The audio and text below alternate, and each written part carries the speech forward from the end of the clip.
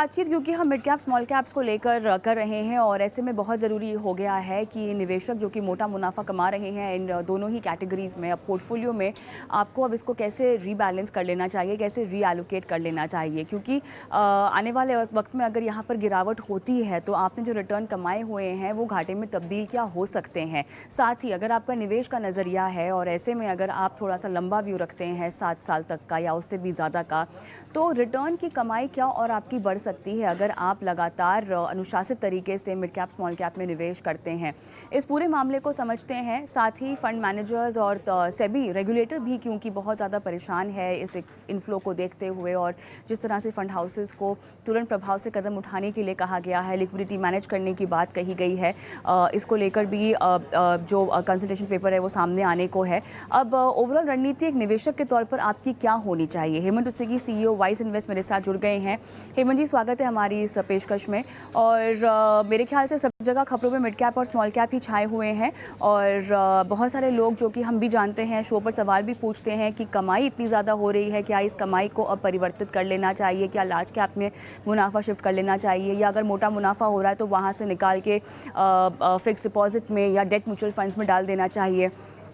अब ये बताइए, क्या ये मुनाफा बुक करने का समय है अगर आप किसी मिड कैप और स्मॉल कैप फंड में पैसे लगा रहे हो तो? देखिए कविता, सवाल बहुत इंपॉर्टेंट है लेकिन अनफॉर्चुनेटली इसका सीधा जवाब नहीं है। वो डिपेंड करता है कि एज एन इन्वेस्टर आप किस तरीके से इन दो सेगमेंट में इन्वेस्ट कर रहे हो और कब से कर रहे हो और कितना का इन्वेस्टमेंट आपके पोर्टफोलियो का इन दोनों सेगमेंट में अभी तक हुआ है।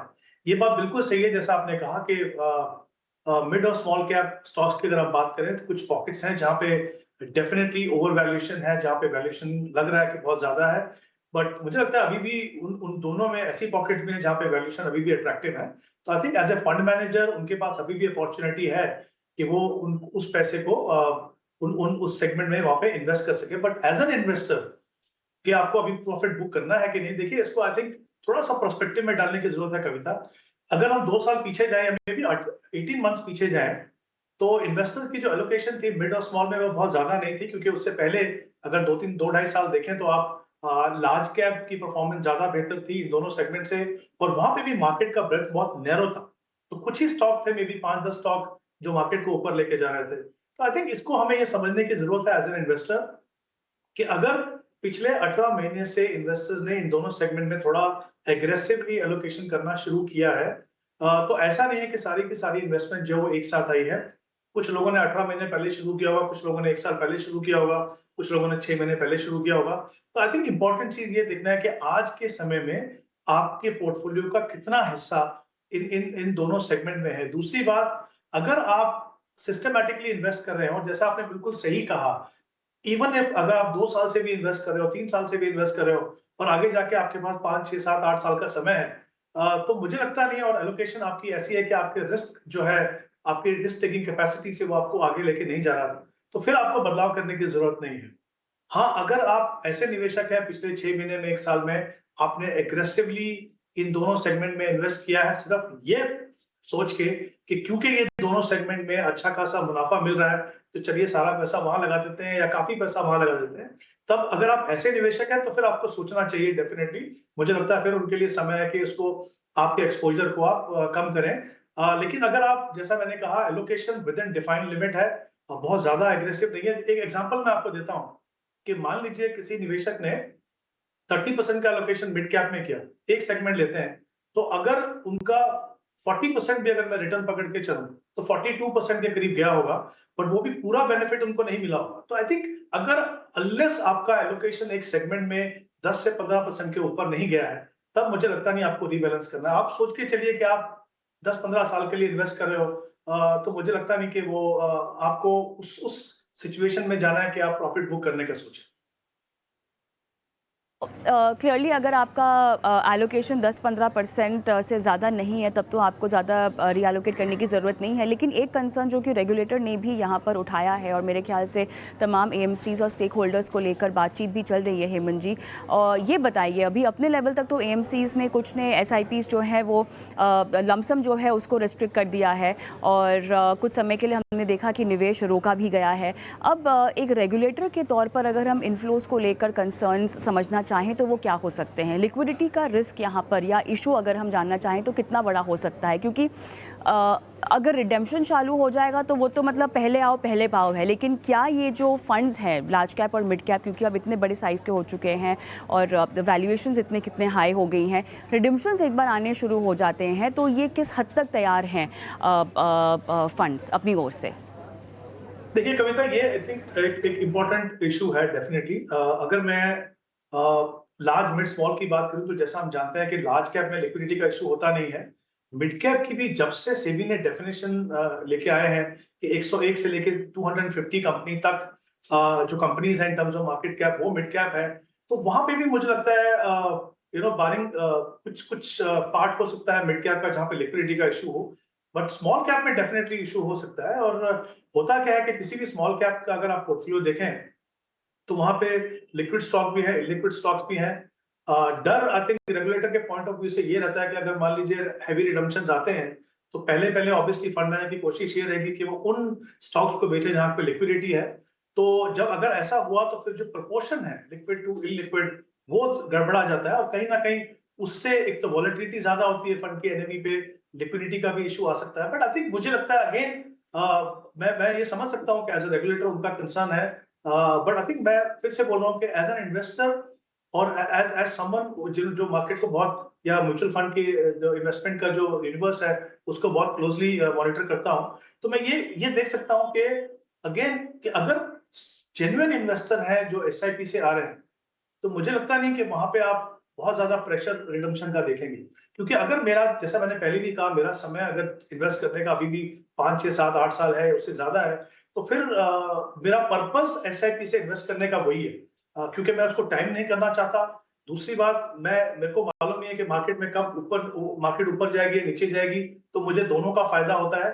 तीसरी इंपॉर्टेंट चीज ये भी है, मुझे लगता है कि देखिए अगर आप काफी सारे स्मॉल कैप फंड्स के पोर्टफोलियो कंपोजिशन को एनालाइज करें कविता, तो आप देखेंगे कि वहां पे लार्ज कैप भी रहता है और कई फंड्स ने कैश भी रखा है। तो इनफैक्ट मैं देख रहा था कि ये लार्ज कैप और कैश को मैं कंबाइन करूं तो वो रेंज करता है कभी कभी 10 से लेके 20% तक। तो कहीं ना कहीं आई थिंक फंड मैनेजर ने भी उस पर स्टेप लेना शुरू किया है, और ये फ्लेक्सिबिलिटी हमेशा फंड मैनेजर के पास है। अगर उनको लगता है कि अपॉर्चुनिटीज नहीं मिल रही हैं या मार्केट ओवररेटेड है, ये सेगमेंट ओवररेटेड है, तो डेफिनेटली या तो वो कैश रख सकते हैं कुछ समय तक, या फिर लार्ज कैप का कंपोजिशन बढ़ा सकते हैं। तो अगर 10 से 20% या 15% भी अगर आप एवरेज लेके चलें फंड्स की, जहां पे लार्ज कैप और कैश है, तो मुझे लगता नहीं लिक्विडिटी का भी प्रॉब्लम है। क्योंकि एक चीज और ना भूले हम कि एसआईपी का इन्फ्लोज भी अगर वो कंटिन्यू करता है, हाँ, हो सकता है जैसा मैंने कहा कि जो निवेशक जिन्होंने बहुत ज्यादा लंबा समय सोच के नहीं इन्वेस्ट किया वो एसआईपी बंद कर दें, पर जो जेन्युइन इन्वेस्टर अगर वो एसआईपी इन्वेस्ट कंटिन्यू करते हैं तो उनका भी इन्फ्लोज है, प्लस फंड के पास कैश है, प्लस लार्ज कैप है, तो लिक्विडिटी को डेफिनेटली टैकल किया जा सकता है। मुझे लगता नहीं कोई पैनिक वाली सिचुएशन है। Definitely yes, as a regulator concern definitely होना चाहिए, प्रोएक्टिव होना चाहिए जो सेबी है, और उन्होंने तभी ये इशू को अभी नहीं उठाया, इनफैक्ट पिछले कुछ समय से सेबी ने उसके बारे में बात करना शुरू की। बट मुझे लगता है अगेन, चाहे आप इन्वेस्टर पॉइंट ऑफ व्यू से देखें चाहे आप फंड मैनेजर के पॉइंट ऑफ व्यू से देखें, तो अगेन अगर आपके पास लिक्विडिटी है आपके फंड में और जो फ्रेश पैसा आ रहा है उसकी लिक्विडिटी भी आपके पास है, तो मुझे नहीं लगता कि उनको कोई भी प्रॉब्लम होनी चाहिए अगर रिडम्पशन का प्रेशर आता है उसको टैकल करने में। जी, एक और चीज़ समझना चाहेंगे आपसे, क्योंकि रेगुलेटर लगातार स्ट्रेस टेस्ट भी कर रहा है। हालांकि स्ट्रेस टेस्ट एएमसीज़ को लेके स्ट्रेस टेस्ट हो रहे हैं, हालांकि इसके रिजल्ट्स को अभी तक पब्लिक नहीं किया गया है। एक बार रिजल्ट्स आ जाएंगे उनको एनालाइज किया जाएगा और उसके बाद हो सकता है कि एमफी की वेबसाइट को लेकर कुछ डिस्क्लोजर्स के साथ वो रिजल्ट्स भी जो हैं वो बताए जाएँ आम निवेशक को। आम निवेशक को मेरे ख्याल से स्ट्रेस टेस्ट के रिजल्ट्स समझ में ना आए, लेकिन जब रेगुलेटर एक स्ट्रेस टेस्ट करता है तो वो किस तरह की परिस्थिति को परखने की कोशिश कर रहा है, एक आम निवेशक के लिए किस तरह का मैसेज या किस तरह की सिग्नलिंग सामने आती है इस तरह के स्ट्रेस टेस्ट से? हेमंत जी। आई थिंक कविता, ब्रॉडली जब हम स्ट्रेस टेस्ट की बात करते हैं दो इंपॉर्टेंट एस्पेक्ट है। एक तो अगर हम पोर्टफोलियो पॉइंट ऑफ व्यू से देखें, उसमें जो स्टॉक्स हैं अगर फंड मैनेजर को उनको बेचना है तो कितना समय लगेगा। इनफैक्ट ये यहाँ पे ये भी मैं कहना चाहूंगा कि पिछले कुछ समय से काफी सारे एएमसीज ने इंटरनली इस चीज को एनालाइज करना शुरू कर दिया कि अगर उनको अपना पोर्टफोलियो 5% बेचना है या 10% बेचना है, 15% बेचना है, तो किस तरह की लिक्विडिटी है, कितना समय उनको लगेगा। और दूसरा view obviously regulator point of view से ये भी है कि फंड के पास किस तरह की लिक्विडिटी है कि अगर वो रिडम्पशन आता है तो वो किस तरह से हैंडल कर पाएंगे। तो आई थिंक दोनों एस्पेक्ट है, इसके ऊपर यहाँ पे ध्यान रखा जाएगा। और जैसा मैंने कहा, सबसे अच्छी बात यह कि काफी सारे फंड हाउसेज ने उसके ऊपर ध्यान देना शुरू कर दिया। तो आई एम श्योर उनको जो भी एडजस्टमेंट करनी है, जैसा मैंने कहा कि लार्ज कैप और अगर हम कैश की बात करते हैं तो वो जो लेवल बढ़ा है, प्लस जो उनके पोर्टफोलियो में जो लिक्विडिटी है, किस तरह के स्टॉक्स हैं, उसको कुछ समय से वो एनालाइज कर रहे हैं। आई एम श्योर जिन्होंने नहीं किया होगा वो अब करके देख रहे हैं। तो ये मुझे लगता है अगर ये दोनों चीजें हैंडल हो जाए, सबसे इंपॉर्टेंट चीज ये है इन्वेस्टर्स का रिएक्शन। मेरा अभी भी ये मानना है, देखिए दो चीजें हैं कविता, आप एक और इम्पोर्टेंट है, सिर्फ एक्सपोजर मिड और स्मॉल में इन दोनों तरह के फंड से नहीं आ रहा। अगर आप लार्ज एंड मिड में भी इन्वेस्ट कर रहे हो तो भी पैसा मिड कैप में जा रहा है, अगर आप मल्टी कैप में भी इन्वेस्ट कर रहे हो तो भी मिनिमम 25% दोनों सेगमेंट में पैसा जा रहा है। तो आई थिंक लिक्विडिटी पे डेफिनेटली फोकस है। आई एम श्योर इंटरनली भी फंड हाउसेज ने उसके ऊपर ध्यान रखा है। तो अगर पोर्टफोलियो में जो तब्दीली करने की जरूरत है, अगर वो रेगुलरली हो रही है और ये जो रीबैलेंसिंग हो रही है इन terms of increasing cash level plus जो फ्रेश इनफ्लोज आ रहा है या लार्ज कैप को बढ़ाने से, तो काफी हद तक मुझे लगता है लिक्विडिटी का अगर कोई प्रेशर आता है तो उसके लिए फंड हाउसेज तैयार होनी चाहिए। आई थिंक वही चीज रेगुलेटर देखना चाहेंगे कि किस तरह की लिक्विडिटी पोर्टफोलियो में है, वो आई थिंक इंपॉर्टेंट एस्पेक्ट। तो हेमंत जी, मेरे ख्याल से कुछ फंड्स आपने भी छांटे हैं हमारे दर्शकों के लिए। जो आपने फंड्स निकाले हैं वो किस बेसिस पे आपने सिलेक्ट किए हैं, किन पैरामीटर्स पर, और किन सूरतों में आपको लगता है कि इनमें निवेश की शुरुआत की जा सकती है? देखिए कविता, जब हम फंड देखते हैं तो डेफिनेटली हमारा जो फोकस है वो क्लियरली फंड की क्वालिटी पे है, किस तरह का डाइवर्सिफिकेशन लेवल है, क्योंकि मिड और स्मॉल में बहुत डिफरेंशिएटिंग फैक्टर जो होता है वो क्वालिटी ऑफ स्टॉक्स रहता है, और ऑब्वियसली टू सम एक्सटेंट किस तरह की लिक्विडिटी उन स्टॉक्स के अंदर है। तो ये तीनों इंपॉर्टेंट एस्पेक्ट है, क्योंकि जब आप एक फंड को शॉर्टलिस्ट करते हैं तो आप उसका लॉन्गर टर्म पोटेंशियल देख के चलते हैं। जैसा मैंने कहा, ये जो करंट सिचुएशन है ये समय समय पे आती रहेगी। Over a period of time हम देखेंगे कि इन चीजों का इम्पैक्ट बहुत ज्यादा नहीं पड़ता है। मोमेंटरली हो सकता है थोड़ा सा पैनिक हो, थोड़ी सी वरी हो इन्वेस्टर्स को, but over a longer period I think कोई भी इस चीज को डिनाई नहीं कर सकता कि मिड और स्मॉल कैप सेगमेंट जो है वो आपके पोर्टफोलियो का बहुत अहम हिस्सा है। वो काफी कंट्रीब्यूट करते हैं, आप किस तरह का रिटर्न अपने इक्विटी पोर्टफोलियो से कमाते हैं। बट ऑफ कोर्स इंपॉर्टेंट चीज वो है कि आपका एलोकेशन कितना है और आप किस तरीके से उसमें इन्वेस्ट करते हो। अगर आप ये दो चीजों का ध्यान रखें तो जैसा मैंने पहले भी कहा, I think as an investor आपको बहुत ज्यादा चिंता करने की जरूरत नहीं है। तो इन बेसिस पे ये दो तीन पैरामीटर्स के ऊपर फंड्स को देखा गया। ऑलराइट, चलिए, तो ओवरऑल आपकी जो स्ट्रैटेजी है वो मिड कैप और स्मॉल कैप में क्या होनी चाहिए? अगर आपके पोर्टफोलियो में 10 से 15% तक का एक्सपोजर नहीं है तब तो घबराने की ज़रूरत नहीं है, और अगर है तो थोड़ा सा आप मुनाफा अपना बांध सकते हैं और उसको आप जो है लार्ज कैप में या किसी लिक्विड फंड में, या अगर आपको पैसों की ज़रूरत है शॉर्ट टर्म में तो आप किसी डेट फंड में उसको पार्क इन कर सकते हैं। लेकिन हाँ, बहुत ज़रूरी है कि आप अपने निवेश में अनुशासन जो है वो बनाए रखें। यानी अगर आप लगातार निवेश कर रहे हैं और नज़रिया आपका लंबा है तो बाज़ार के उतार चढ़ाव और इस तरह के हायर वैल्यूएशंस को लेकर ज़्यादा पैनिक करने की ज़रूरत नहीं है, और जितना हो सके अपने आर्थिक सलाहकार के साथ आप संपर्क करें।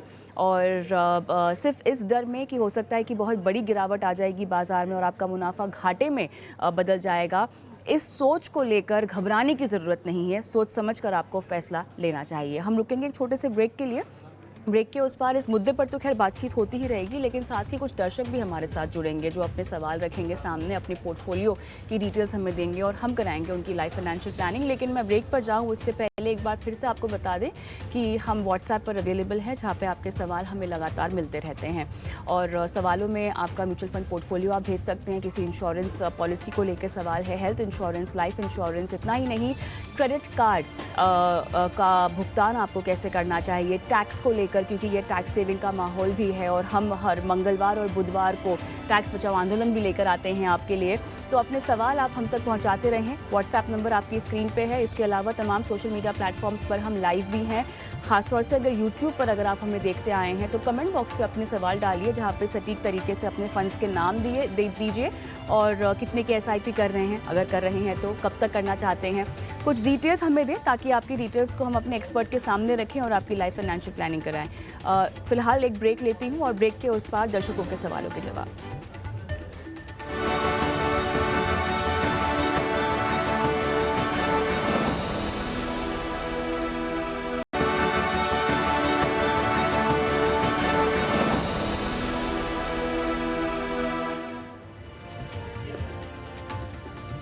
Welcome back. आप देख रहे हैं वन अपना फाइनेंस मिनिस्टर और शो का वो पड़ाव जहां पर हम आपके सवालों के जवाब देते हैं। और मेरे साथ अब हमारे दर्शक जुड़ गए हैं। अमित, नमस्कार, कहां से बोल रहे हैं आप? गुड आफ्टरनून मैम, दिल्ली से बात कर रहा हूँ। My age is 41 and Okay. मैं अभी रिटायरमेंट प्लान के लिए SIP कर रहा हूँ और लमसम कर रहा हूँ। ओके, ठीक है। तो उसके लिए मैम मैं मतलब सजेशन चाह रहा था कि मैं जो कर रहा हूँ वो मतलब सही है या फिर मुझे उसके लिए कुछ अमित, आपने 10 फंड्स रखे हैं। HDFC का mid cap, multi cap, ICICI pru manufacturing fund, ICICI pru का blue chip business cycle fund, Nippon India large cap है, निपॉन इंडिया स्मॉल कैप है, इंडिया ग्रोथ है, Aditya Birla PSU equity, Motilal Oswal mid cap. Direct plans आपने रखे हुए हैं और 1 करोड़ का लक्ष्य है 20 साल में। और कुछ आपने लमसम 40,000 रुपये किया हुआ है निपॉन इंडिया ग्रोथ और 40,000 किया हुआ है HDFC मिड कैप में। अभी की आपकी SIP चल रही है 9,500 रुपये की। ये फंड आपको कुछ ज़्यादा नहीं लगते? क्योंकि डायरेक्ट प्लान्स है तो मैं अज्यूम कर रही हूँ कि आप ही हैंडल करते होंगे। हाँ यस मैम, मैं ही कर रहा हूँ हैंडल। मैं मतलब आपके शो देखकर ही मैं इन सारे फंड्स में मैंने इन्वेस्ट किया है। 500 रुपए की। बिल्कुल आपको कुछ ज्यादा नहीं लगती जी। क्योंकि डायरेक्ट प्लान अपनी टीवी की आवाज़ आप कम कर लीजिएगा और मुझसे फ़ोन पर बात कीजिएगा। PCR इनका ऑडियो डाउन कीजिएगा, क्योंकि बहुत सारे ऐसे दर्शक हैं अमित जैसे जो हमारा शो लगातार देखते हैं। और वाकई ये काफ़ी सराहनीय बात है और आप सबके हम शुक्रगुजार भी हैं कि आप हमारा शो लगातार देखते हैं। और लेकिन जो भी एक्सपर्ट शो में फ़ंड रेकमेंड कर रहे होते हैं वो बहुत ही केस स्पेसिफिक होते हैं। जो दर्शक सवाल पूछ रहा होता है उनको वो सलाह दी गई होती है। बहुत सारे लोग वो फंड रिकमेंडेशंस को देखकर अपने पोर्टफोलियो में उनको शामिल कर लेते हैं। कई बार ये भूल जाते हैं कि ये जो सलाह है ये शायद उस दर्शक के लिए होगी। बहरहाल इसके अलावा जो आपके सवाल हो सकते हैं फाइनेंशियल प्लानिंग को लेकर, जो आपको बातें समझनी है इन्वेस्ट एजुकेशन को लेकर, वो शायद आप पर लागू हो। पर फंड्स का चुनाव करने से पहले एक बार अपना सवाल हमें ज़रूर भेज दिया करें। तो बहरहाल अमित, आपने इन्वेस्टमेंट करने के बाद अपना सवाल हमें भेजा, देर आए दुरुस्त है। लेकिन आपका सवाल अब मैं हेमंत जी के पास भेजती हूँ। और हेमंत जी, 10 फंड्स हैं, डायरेक्ट प्लान्स हैं और 20 साल में 1 करोड़ रुपए रिटायरमेंट के लिए इनको जोड़ना भी है। तो अब बताइए। जी कविता, आई थिंक पहले देखते हैं इनका जो टारगेट है वो पूरा होगा कि नहीं। इनकी जो इन्वेस्टमेंट है 9,500 SIP से इन्वेस्ट कर रहे हैं, 80,000 उन्होंने लमसम इन्वेस्टमेंट किया है। 20 साल का समय, अगर हम 12% का रिटर्न मान के चले तो अगर ये अपना प्रोसेस अनइंटरप्टेडली कंटिन्यू करते हैं 20 साल तक तो अपने लक्ष्य तक पहुंच पाएंगे। तो उनके लिए इंपॉर्टेंट चीज यही है कि बिना किसी रुकावट के अपने इन्वेस्टमेंट प्रोसेस को कंटिन्यू करें। दूसरी बात, क्योंकि इन्होंने कहा कि रिटायरमेंट की बात कर रहे हैं, तो कभी कभी क्या होता है स्टार्टिंग में आपको इतना पॉसिबल नहीं होता ये जान पाना कि आपके लिए वाकई में कितने रकम की जरूरत हो। तो आगे जाके कुछ समय के बाद उसको थोड़ा रिविजिट कीजिए। हो सकता है आपको लगेगा कि आपको और रकम की ज्यादा जरूरत हो तो अपनी SIP के अमाउंट को बढ़ाइए। बहुत इंपॉर्टेंट है, क्योंकि जो आपने शुरुआत की है जरूरी नहीं कि वही टारगेट आपको आगे भी उतना ही पैसा लगे। तो ये इंपॉर्टेंट है हमेशा, स्पेशली जब आप बच्चों की एजुकेशन और रिटायरमेंट के लिए आप जब इन्वेस्टमेंट करते हो। अगर हम इनके पोर्टफोलियो की बात करें, जैसा आपने बिल्कुल सही कहा कविता, 10 फंड्स हैं इनके पास।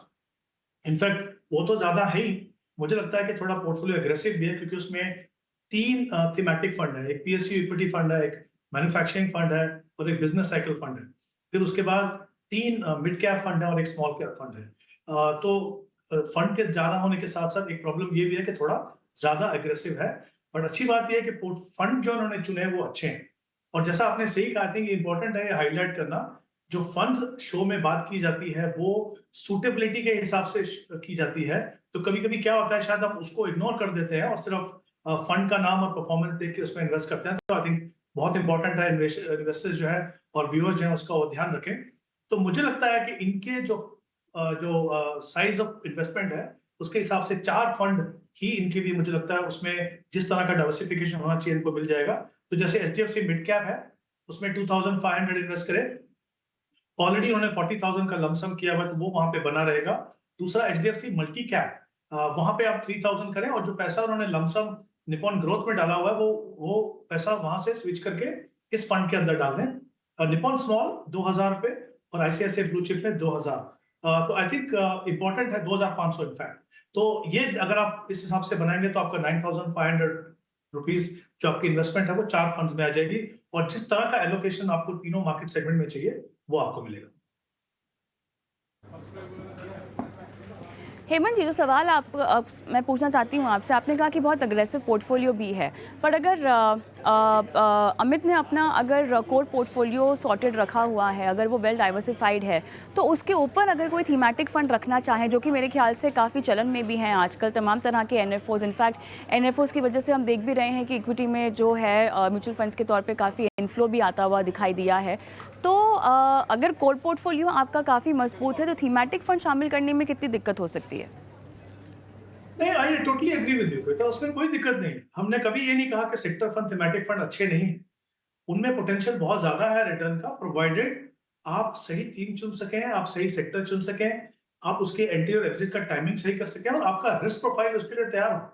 प्रॉब्लम अमित की यहाँ पे क्या है कि एक तो वो छोटे निवेशक है, 9,500 की इन्वेस्टमेंट है, उसमें 3,000 थीमेटिक फंड में, तो एक काफी बड़ा प्रोपोर्शन आपका जब ऐसे फंड में होता है। और क्या होता है, जैसे मैंने कहा कि एंट्री और एग्जिट इंपॉर्टेंट है। इन फंड्स के साथ प्रॉब्लम क्या होती है, कभी कभी ऐसा फेज आता है कि वो अंडर परफॉर्म करते हैं, वॉलेटिलिटी ज्यादा होती है। आप क्योंकि नए निवेशक हो, आप इक्विटी को खुद को समझने की कोशिश कर रहे हो, उसके साथ में अगर आपके एग्रेसिव फंड्स हो, जैसा मैंने कहा 3 मिड कैप फंड भी है और एक स्मॉल कैप फंड भी है, तो बहुत ज्यादा जब एग्रेसिव पोर्टफोलियो हो जाए और मार्केट सिचुएशन जब आपके फेवर में नहीं हो, तो फिर उस वॉलेटिलिटी को समझ झेल पाना आई थिंक एक नॉर्मल इन्वेस्टर के लिए बहुत मुश्किल होता है। तो इसीलिए इंपॉर्टेंट है कि आप शुरुआत में वेल डाइवर्सिफाइड फंड से शुरुआत कीजिए, वही मैंने इनको रेकमेंड किया। आगे जाके जब आपका पोर्टफोलियो बड़ा हो जाए, आपको लगे कि नहीं अभी आप इक्विटी को समझते हैं या आपकी कैपेसिटी है कुछ रिस्क लेने की, तो डेफिनेटली इंक्लूड कीजिए इनको। थीमेटिक और sector fund can be great addition to the portfolio, but वो हर निवेशक के लिए नहीं है। आई थिंक सिर्फ उसी चीज का ध्यान रखने की जरूरत है। और ऐसे में शायद आप इनको इनके गोल्स को रिव्यू करने की भी सलाह देना चाहेंगे, क्योंकि 20 साल का समय है, रिटायरमेंट का लक्ष्य है, 1 करोड़ इन्होंने टारगेट आंका हुआ है। आज की तारीख में शायद पर्याप्त लग रहा होगा, लेकिन नॉट नेसेसरी कि ये पर्याप्त हो, और निवेश तो खैर बढ़ाना ही पड़ेगा। हाँ जी, बिल्कुल, जैसा मैंने पहले भी कहा, बहुत इंपॉर्टेंट होता है। कभी भी शुरुआत में हम करते हैं एक रकम लेके, बट आगे आगे जैसे हमारा लाइफस्टाइल चेंज होता है, हमारी इनकम लेवल चेंज होती है, हमारी रिस्पॉन्सिबिलिटीज, जब हम बाकी कुछ रिस्पॉन्सिबिलिटीज को हैंडल कर सकते हैं, तो कहीं ना कहीं फिर आपको रिव्यू करने की जरूरत है। वो हमेशा over a period of time होते रहना चाहिए, क्योंकि डेफिनेटली जो आज आपको आज लग रहा है 1 करोड़ में होगा, वो 20 साल के बाद शायद इतनी रकम पर्याप्त नहीं होगी। तो ये बहुत ही इंपॉर्टेंट एस्पेक्ट है। और होता क्या है कि आप अपने करियर के आखिरी के अगर आप 10 साल देखें, तो वो आपके पीक ईयर्स होते हैं in terms of your capacity to invest, और तब तक आपकी काफी सारी रिस्पॉन्सिबिलिटीज भी कम हो चुकी होती हैं। तो आई थिंक डिफरेंट फेजेस में उसको एनालाइज करना, उसको रीविजिट करना बहुत ही इंपॉर्टेंट है। और खाली रीविजिट ही नहीं करना है, आपको कोशिश करनी है कि अपनी इन्वेस्टमेंट उस तरीके से बढ़ाएं कि वहां तक आप पहुंच सकें। चलिए अमित, उम्मीद करते हैं कि आपको सलाह समझ में आ गई हो। ऑल द बेस्ट आपके इन्वेस्टमेंट के लिए। AK शर्मा जबलपुर से मेरे साथ हैं, और टैक्स बचाने के लिए इन्होंने 1 लाख रुपए डाल रखे हैं एक्सिस ELSS टैक्स सेवर में, और साथ ही क्वांट का भी इनके पास ELSS है। नमस्कार Sharma ji. Hello mister AK Sharma, आपको मेरी आवाज़ आ रही है सर? हाँ जी, आ रही है। जी सर, आपका सवाल मेरे पास है। अब आपको इसके अलावा आपने मिराई का भी जोड़ रखा है अपने पोर्टफोलियो में? जी। कोई खास वजह, आपने केवल ELSS फंड्स को ही चुना? ये टैक्स सेविंग के लिए है केवल। मैं टैक्स सेविंग के लिए चाहता हूँ। बार की तो मेरा PPF में मेरा है और उसमें भी है। चलिए ठीक है, समझ गए हैं। हेमंत जी के पास जाएंगे। जी, हेमंत जी के पास मैं जाऊंगी। हेमंत जी बताइए, 3 टैक्स सेवर्स फंड होना क्या सही है आपके पोर्टफोलियो में? केवल टैक्स सेविंग के लिए अगर आपने इन्वेस्टमेंट करनी है, तो क्या एक ही फंड में आप 1.5 लाख रुपए नहीं डाल सकते? नहीं कविता, बिल्कुल डाल सकते हैं। अगेन डिपेंड करता है कि over a period of time अगर आपने ELSS में अपनी इन्वेस्टमेंट बढ़ाई है, तो हो सकता है कभी आपको 2 फंड की भी जरूरत पड़े, वो आप कर सकते हैं। और क्योंकि एज ए सेगमेंट अगर आप देखें, तो पूरा पैसा कभी कभी एक ही फंड में लगाने से थोड़ा प्रॉब्लम ये होती है कि अगर उसकी परफॉर्मेंस अच्छी नहीं है, तो पूरा का पूरा पोर्टफोलियो, वो जो पोर्टफोलियो वो काम नहीं करता। तो कहीं ना कहीं हो सकता है आपको जरूरत पड़े एक से ज्यादा। बट आई थिंक इंपॉर्टेंट चीज ये है कि कंसिस्टेंटली उसको मॉनिटर करते रहे। हाँ, ऑफकोर्स जो एग्जिस्टिंग इन्वेस्टमेंट है उसमें तो आप जब तक 3 साल का लॉक इन पीरियड नहीं पूरा करेंगे, आप कुछ नहीं कर सकते। बट जो फ्रेश इन्वेस्टमेंट है, उसके लिए तो आप डेफिनेटली कुछ सोच सकते हैं। तो इनके पास जो 3 फंड है, उनमें से अगर इनको फ्रेश इन्वेस्टमेंट करनी है अगर इस साल में, तो मुझे लगता है क्वांट टैक्स सेवर को देखें। वो तीनों फंड में सबसे अच्छा फंड है, तो डेफिनेटली उसको कंसिडर कर सकते हैं। ऑलराइट, आगे बढ़ेंगे। क्या विजय मेरे साथ फ़ोन लाइन पर हैं। विजय साहब नमस्कार, आपका सवाल हम ले रहे हैं बनो अपना फाइनेंस मिनिस्टर में, और आपने तमाम फंड्स में अपनी निवेश रणनीति जो है वो रखी हुई है। आपने 10 साल तक इस पोर्टफोलियो में पैसे लगाने हैं सर? हो 10 साल लगाने का है, अपने पोते हाँ। के वास्ते, अपना उनके एजुकेशन के लिए लगेगा, उसके वास्ते ये करे हुए इन्वेस्टमेंट। ओके। हेलो। हाँ, आपका जवाब आपका सवाल समझ में आ गया है। आपका जवाब हम लेते हैं हेमंत जी से। हेमंत जी, 3 साल से ये निवेश कर रहे हैं 10,000 रुपये ICICI प्रू के ब्लू चिप फंड में, और बाकी क्वांट का स्मॉल कैप है, मिड कैप है, Nippon India large cap, Kotak blue chip है इनके पास, कोटक का मल्टी कैप, पराग पारेख फ्लेक्सी कैप, और एक इनके पास पैसिव फंड भी है। ये बताइए, अब इन्होंने जो है अपने पोते के लिए इन्वेस्टमेंट करनी है 10 साल तक, और लगभग 1 करोड़ तक जो है इनका वैल्यू हो जाना चाहिए इन्वेस्टमेंट का, बताइए। आई थिंक जहां तक इन्वेस्टमेंट ऑप्शन का सवाल है, क्योंकि उन्होंने कहा कि वो पोते के लिए पैसा एक्यूमुलेट करना चाहते हैं, तो आई थिंक बिल्कुल सही ऑप्शन है म्यूचुअल फंड में जो इक्विटी फंड्स है, बिल्कुल सही तरीका है। बट मुझे लगता है अगर मैं इनके पोर्टफोलियो को एनालाइज करूं तो उसके इनके पोर्टफोलियो के 2 हिस्से हैं। एक इन्वेस्टमेंट जो उन्होंने 3 साल पहले शुरू किया था, उसमें एक ही फंड है ICICI प्रू ब्लू चिप, उसमें 10,000 रुपए इन्वेस्ट कर रहे थे। दूसरी इन्वेस्टमेंट जो उन्होंने Jan 24 में शुरू की है 7,500 की, उसमें उन्होंने 7 फंड्स इंक्लूड किए हैं। तो कुल मिला के इनके पास 8 फंड है 17,500 के लिए। मेरा मानना है कि डेफिनेटली इनको जो उनकी रिसेंट इन्वेस्टमेंट है और जो पहले की इन्वेस्टमेंट है उसको मिला के थोड़ा सा कंसोलिडेशन की जरूरत है। अच्छी बात यह है कि इनके पास जो फंड इन्होंने चुने हैं वो अच्छे हैं, तो जो रीबैलेंसिंग करना है विद इन एग्जिस्टिंग पोर्टफोलियो वो इनके लिए डेफिनेटली पॉसिबल है। तो मुझे लगता है कि जो इनकी इन्वेस्टमेंट साइज है उसमें 4 फंड में ये अपना ऑब्जेक्टिव अचीव कर सकते हैं। कोटक मल्टी कैप में जहाँ पे 500 रुपए इन्वेस्ट कर रहे हैं, वहां पे 4,000 रुपए इन्वेस्ट करने कंसिडर कर सकते हैं। पराग पर एक फ्लेक्सी कैप में जहाँ पे 1,000 इन्वेस्ट कर रहे हैं, वहां पे 3,000 इन्वेस्ट कर सकते हैं। क्वांट मिड कैप में 2,000 है, वहां पे 2,000 ही रखें। और ICICI ब्लू चिप में जहाँ पे 10,000 है, उसको रिड्यूस करके 8,500 करें। तो कुल मिला के 17,500 की इन्वेस्टमेंट इन 4 फंड्स में होगी। और जैसा मैंने पहले भी कहा, मैं हमेशा कहता हूं कि जो एलोकेशन होनी चाहिए डिफरेंट सेगमेंट में, उसमें बैलेंस होना बहुत जरूरी है। तो मुझे लगता है अगर इसको रीबैलेंस करें इस तरीके से, तो डेफिनेटली जो लेवल होना चाहिए वो उनके पास होगा और पोर्टफोलियो कॉम्पैक्ट होगा, उसको मॉनिटर करना आसान होगा, और मुझे लगता है ओवरऑल पोर्टफोलियो परफॉर्मेंस भी बेटर होगी। बहुत ज़रूरी है कि आप खैर आप रिटायर्ड इंडिविजुअल हैं और आप अपने पोते के लिए और उनके लिए निवेश कर रहे हैं, लेकिन कहीं ना कहीं बहुत ज़रूरी है कि आपके पोते को भी आप वो इन्वेस्टमेंट की सीख दें। तो मैं जानती नहीं कि आपके पोते की उम्र क्या है, लेकिन हेमंत जी, आगे चलकर क्योंकि बहुत ज़रूरी है कि अपने निवेश की बागडोर वो खुद अपने हाथ में लें, तो विजय जी कैसे अपने पोते में निवेश को लेकर जागरूकता बढ़ा सकते हैं? देखिए, बचत तो हमारे माँ बाप हमें बचपन से ही सिखाते हैं, है ना, लेकिन इन्वेस्टमेंट का जो एक माइंडसेट है, कि जो अंडरस्टैंडिंग है, जो समझ है, उसे कैसे आप इंश्योर कर सकते हैं कि बचपने में दी जा सके? आप उनके आर्थिक भविष्य को सुरक्षित करना चाहते हैं, वो एक बहुत अच्छा आपका कदम है कहीं ना कहीं आगे चलकर, क्योंकि उन्हें खुद इसको हैंडल करना होगा। तो बचपन में ही कैसे इसकी सीख जो है वो दी जा सकती है? Hemant ji. Yes Kavita, agree. I think ये बहुत इंपॉर्टेंट एस्पेक्ट है, जैसा आपने बिल्कुल सही कहा, उनका फ्यूचर सिक्योर तो करना ही है, उनको इस प्रोसेस में इन्वॉल्व करना भी उतना ही जरूरी है। ऑफ कोर्स डिपेंड करता है, शुरुआत जो कर सकते हैं इसके अगेन फेजेस होंगे। ये एकदम से शुरुआत से आप इन्वेस्टमेंट नहीं सिखा सकते, तो पहले तो उनको थोड़ा सा मनी क्या है, किस तरीके से इनकम आती है, किस तरीके से सेविंग होती है, किस तरीके से खर्चा होता है। तो आई थिंक एक बार बच्चा थोड़ा सा ये समझने के लायक हो, तो पहले पहले तो मुझे लगता है अगर आप अपनी फैमिली में बजटिंग फॉलो करते हो, तो उस बजटिंग में आप बच्चे को इन्वॉल्व कर सकते हो, ताकि उनके लिए वो अप्रिशिएट करना बहुत इंपॉर्टेंट है कि किस तरीके से घर में पैसा आता है, कितना पैसा आता है, कितना बचता है। वहां से शुरुआत हो, थोड़ा सा इंटरेस्ट आएगा, तो धीरे धीरे फिर आप बाद में उनको एक बैंक अकाउंट खोल के दें, राइट। उनको थोड़ा रिस्पॉन्सिबिलिटी लगे कि हाँ हमारे पास अकाउंट है, तो फिर एक स्टेज ऐसी आएगी जब वो, मान लीजिए उनकी जो पॉकेट मनी है उसमें से थोड़ा पैसा आप इन्वेस्ट करा दीजिए। तो आई थिंक ये एक फेज है, बट इंपॉर्टेंट एस्पेक्ट ये है कि आप फैमिली में बच्चों को अपने जो इन्वेस्टमेंट प्रोसेस है, आपका जो सेविंग प्रोसेस है, उसका एक हिस्सा बनाइए, ताकि उनको बर्डन भी ना लगे, थोड़ा इंटरेस्ट भी लगे, और over a period of time वो डिफरेंट स्टेप्स को सीखें। तो आई थिंक ये बहुत ही इंपॉर्टेंट है, और हर हर फैमिली में मुझे लगता है कोशिश होनी चाहिए कि बच्चों को आप इस प्रोसेस में इन्वॉल्व करें। चलिए विजय जी, आपको ये सारे बदलाव बताए जा रहे हैं ताकि आप अपने पोते का आर्थिक भविष्य जो है वो सुरक्षित करें और उसी के साथ साथ उनमें निवेश की सीख को भी आप जो है वो आगे बढ़ाएं। हमें एक ब्रेक लेना होगा, लेकिन ब्रेक पर जाएं उससे पहले चलिए झटपट हम एक बार रुक कर लेते हैं निवेश के गुरु मंत्र की ओर।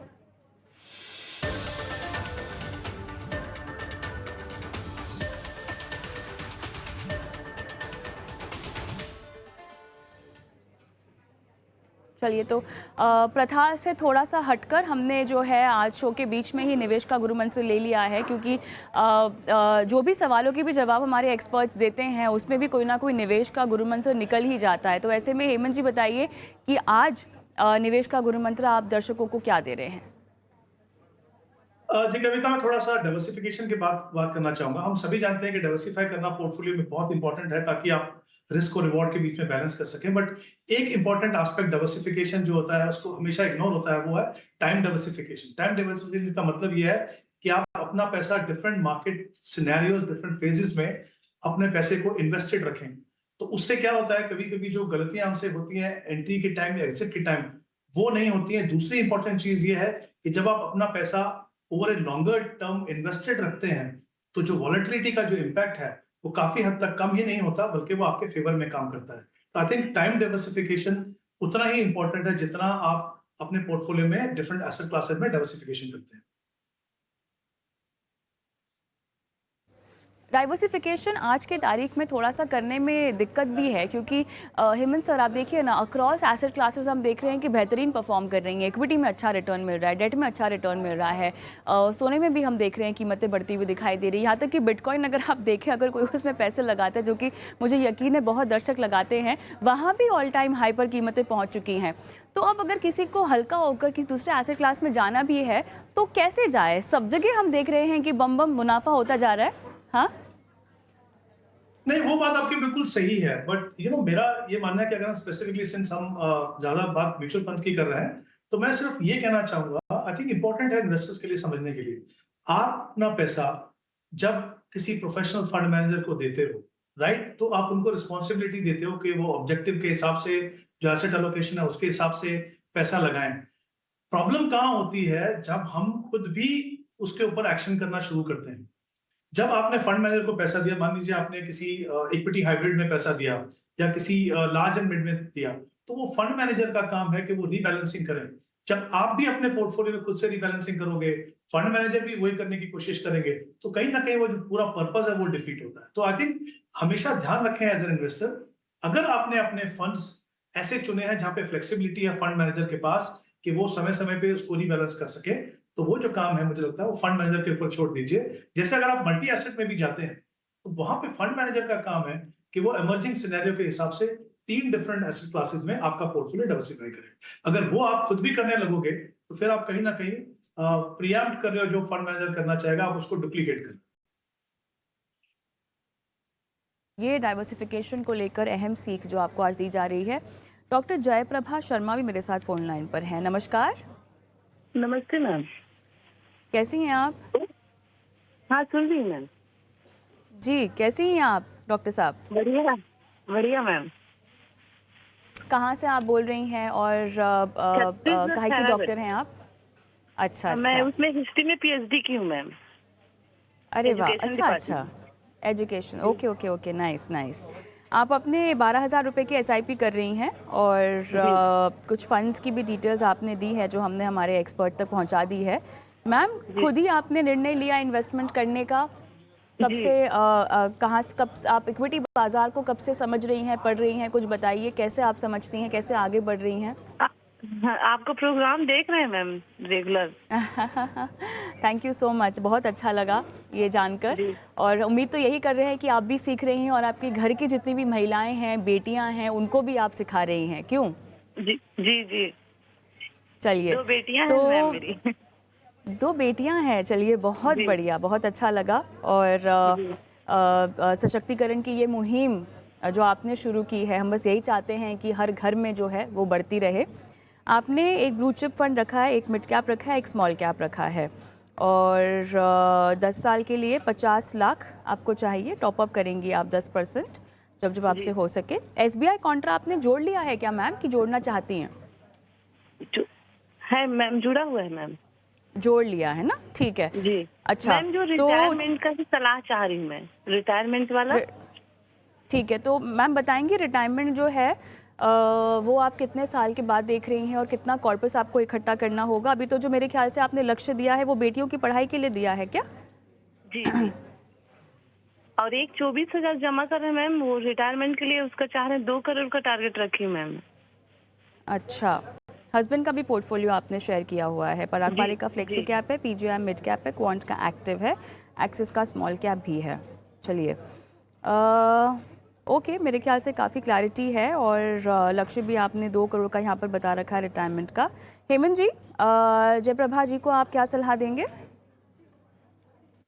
आई थिंक 2 इंपॉर्टेंट एस्पेक्ट हैं कविता यहाँ पे। इनके पास ओवरऑल इन्होंने कहा 3 पोर्टफोलियो हैं, 2 इनके खुद के पोर्टफोलियो हैं। इन्होंने पोर्टफोलियो 1, पोर्टफोलियो 2 और दूसरा इनके हस्बैंड का पोर्टफोलियो जहाँ पे वो 2 करोड़ कॉर्पस की बात कर रहे हैं। और साथ में अच्छी बात ये है कि एक तो उन्होंने जो एसेट क्लास चुनी है, इक्विटी में इन्वेस्ट कर रहे हैं। दूसरा टाइम होराइजन बहुत वेल डिफाइंड है, starting from 5 years to longer term. और इन्होंने कहा है कि वो 10% से अपनी SIP को बढ़ा सकती हैं। तो आई थिंक ये तीनों एस्पेक्ट्स को अगर मैं कंसिडर करूं तो सबसे पहले तो मैं ये कहना चाहूंगा कि इनके तीनों जो गोल्स हैं वो डेफिनेटली पूरे होंगे। बट जैसा मैंने पहले भी कहा, कंडीशन ये है कि आप अनइंटरप्टेडली अपने पोर्टफोलियो को में इन्वेस्टमेंट करते रहिए। तो अगर ये अपना इन्वेस्टमेंट प्रोसेस कंटिन्यू करेंगे जो डिफाइंड टाइम होराइजन है, तो उनके तीनों के तीनों गोल जो है वो पूरे हो जाएंगे जो करंट इन्वेस्टमेंट लेवल है। पहला जो इनका पोर्टफोलियो, उसका टाइम होराइजन 5 साल है। प्रॉब्लम वहां पे क्या है, मुझे लगता है थोड़ा सा वो एग्रेसिव है। एक उसमें मिड कैप है, एक स्मॉल कैप है।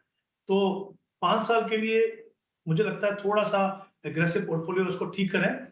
एक्सेस मिड कैप की जगह अगर आप HDFC large and mid consider कर सकते हो और SBI स्मॉल कैप की जगह पराग पारिक फ्लेक्सी कैप। अगर ये 2 फंड लेके आएंगे तो आप देखेंगे कि थोड़ा सा ज्यादा इन्वेस्टमेंट जो है वो लार्ज कैप में होगा, साथ में मिड कैप भी होगा, तो और थोड़ी एग्रेशन जो है पोर्टफोलियो में कम आएगी। इनके जो हस्बैंड का जो पोर्टफोलियो वहां पे आई थिंक एक ही चेंज है, एक्सेस स्मॉल कैप, जहां पे आप Motilal Oswal large and mid day सकते हो। इनफैक्ट एक और चेंज है, PGM मिड कैप की जगह पे आप कोटक मल्टी कैप रखें। ये जो मैं चेंजेस बता रहा हूं, मैंने एक चीज का ध्यान रखा है, जैसे मैंने पहले भी कहा था कि जो एलोकेशन है डिफरेंट सेगमेंट में इस तरीके से हो कि अगर फंड मैनेजर के पास फ्लेक्सिबिलिटी हो उसको रीबैलेंस करने की, तो एज एन इन्वेस्टर आपको खुद को ये करने की जरूरत नहीं है। तो आई थिंक ये थोड़ा सा अगर ध्यान रखें, जैसे मैंने 2 बदलाव किए हैं, अगर वो उसको कंसीडर करें तो इनका जो पोर्टफोलियो में जो बैलेंस है वो सही होगा, फ्लेक्सिबिलिटी थोड़ी ज्यादा होगी और अपने लक्ष्य तक पहुंचने में वो डेफिनेटली इनको और ज्यादा मदद होगी। चलिए डॉक्टर शर्मा, आपको कुछ पूछना है हेमंत जी से? नहीं ma'am. All the best, all the best. चलिए इसी के साथ हम एक छोटा सा ब्रेक लेते हैं और हेमंत जी आपका बहुत बहुत धन्यवाद, आपने समय निकाला और दर्शकों के सवालों के जवाब दिए आज हमारे साथ। और हम एक ब्रेक लेते हैं और जल्द लौटते हैं।